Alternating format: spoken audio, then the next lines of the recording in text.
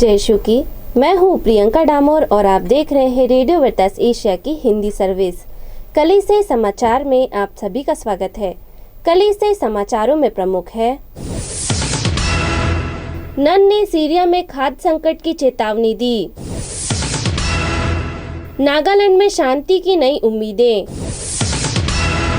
Abu Dhabi में church निर्माण के लिए मुस्लिम व्यक्ति ने की सहायता।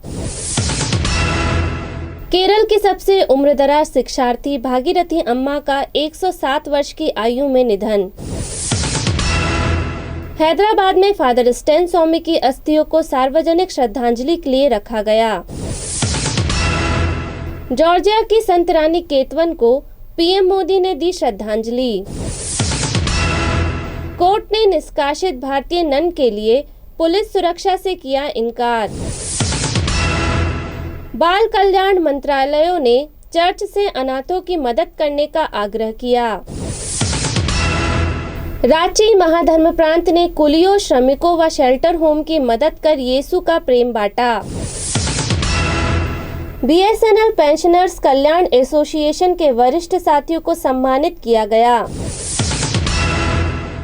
अब जानते हैं समाचार विस्तार से। नन ने सीरिया में खाद्य संकट की चेतावनी दी। सीरिया की राजधानी दमिश्क में रहने वाली एक नन ने चेतावनी दे रही है कि देश में अब भोजन की इतनी विकट स्थिति है कि महिलाओं और बच्चों को कूड़ेदानों में ही सफाई करनी पड़ रही है।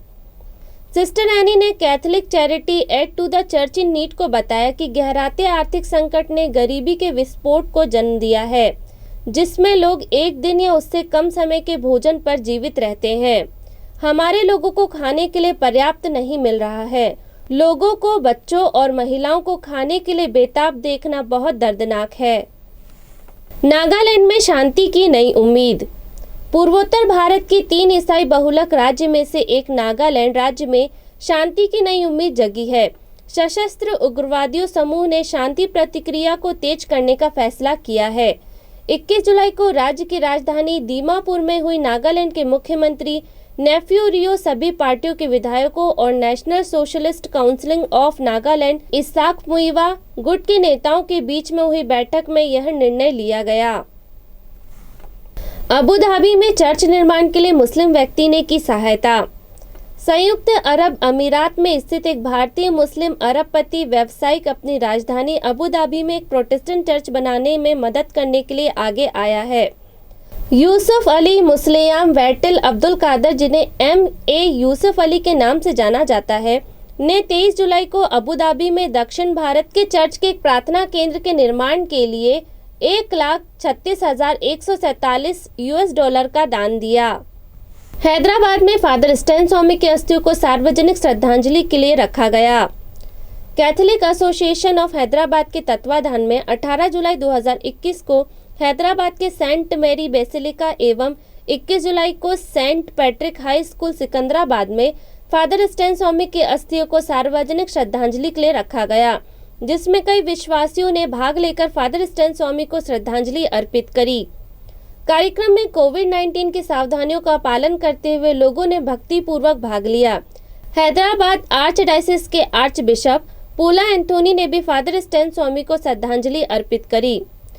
जॉर्जिया की संत रानी केतवन को पीएम मोदी ने दी श्रद्धांजलि। प्रधानमंत्री नरेंद्र मोदी ने 25 जुलाई को साझा किया कि कैसे 2005 में भारतीय शोधकर्ताओं ने गोवा में सेंट अगस्टिन चर्च से 16वीं शताब्दी की जॉर्जिया रानी केतवन द शहीद के अवशेषों को उजागर किया। मन की बात मासिक रेडियो कार्यक्रम के माध्यम से राष्ट्र को संबोधित करते हुए प्रधानमंत्री ने कहा, भारत ने जॉर्जिया की सरकार और वहां के लोगों को संत रानी केतवन के पवित्र अवशेष या प्रतीक को सौंप दिया। भारत ने दोनों देशों के बीच 25 साल के राजनीतिक संबंधों का जश्न मनाने के लिए 2017 में 6 महीनों की अवधि के लिए पवित्र अवशेष जॉर्जिया भेजे थे। इस साल 9 जुलाई को विदेश मंत्री एस जयशंकर ने अवशेष स्थायी रूप से जॉर्जिया को सौंप दिए थे।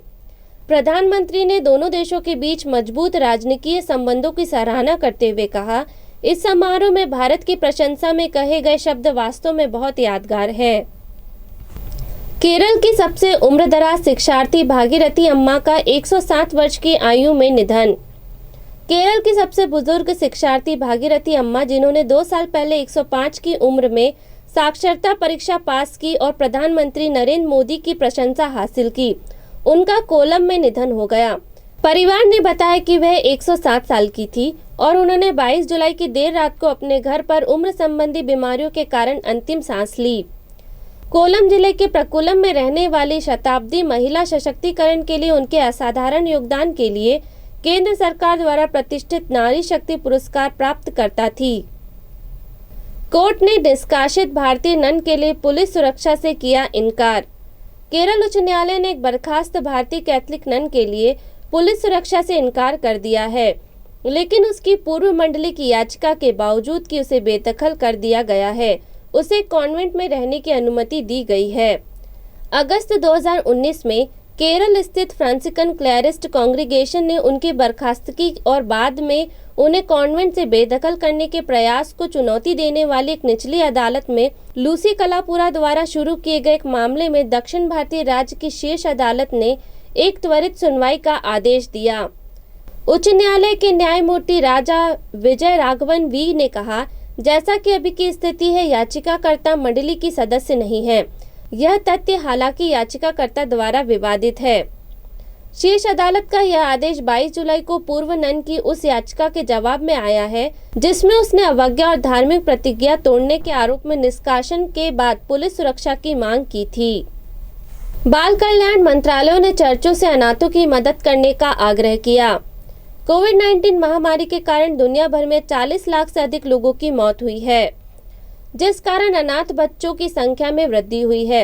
अप्रैल तक दुनिया भर के देशों में कोरोना वायरस महामारी की चपेट में आने के 1 साल बाद यह अनुमान लगाया गया है कि 18 वर्ष की उम्र के 15 लाख बच्चों ने माता पिता, दादा दादी या देखभाल करने वालों को खो दिया था, जिनकी मृत्यु कोविड-19 से हुई थी। चिल्ड्रन द हिडन पेंडेमिक 2021 शीर्ष वाली रिपोर्ट इस बात पर जोर देती है। रिपोर्ट में कहा गया कि मृत्यु और बीमारी के आंकड़ों ने स्पष्ट रूप से वृद्ध वयस्कों के बीच दुखद और असंगत बोझ पर ध्यान केंद्रित किया है। फिर भी इसने दुनिया भर के बच्चों की जरूरतों से ध्यान और समझ को हटाने का काम किया है। रांची महाधर्म प्रांत ने कुलियों, श्रमिकों व शेल्टर होम की मदद कर यीशु का प्रेम बांटा। रांची महाधर्म प्रांत ने कोविड-19 महामारी काल में दया के अपने कार्यों को जारी रखते हुए कुलियों, रेलवे स्टेशन पर मदद करने वाले श्रमिकों और शेल्टर होम को राशन प्रदान किया। कोविड-19 महामारी ने समाज के सभी वर्गों को प्रभावित किया है।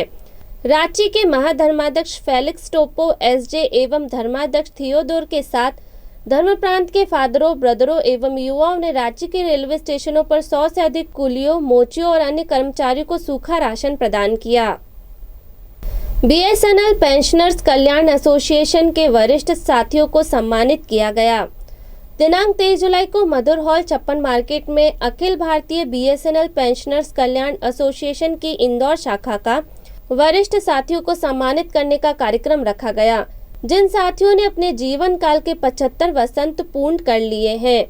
उन सभी 18 मित्रों को शॉल, श्रीफल, पुष्पमाला से सम्मानित किया गया। कार्यक्रम की अध्यक्षता इंदौर शाखा के अध्यक्ष श्री कमल बरोरे द्वारा की गई। बीए अलवारिस जी, जी.आर. पटेल जी, आर.के. पराते जी, एम.आर. गुप्ता जी आदि मित्रों ने सहयोग किया। समस्त जानकारी हमारे संवाददाता बीए अलवारिस द्वारा दी गई। इसी के साथ कलीसिया समाचार समाप्त हुए। अगली बार फिर मुलाकात होगी नई खबरों के साथ। नमस्कार।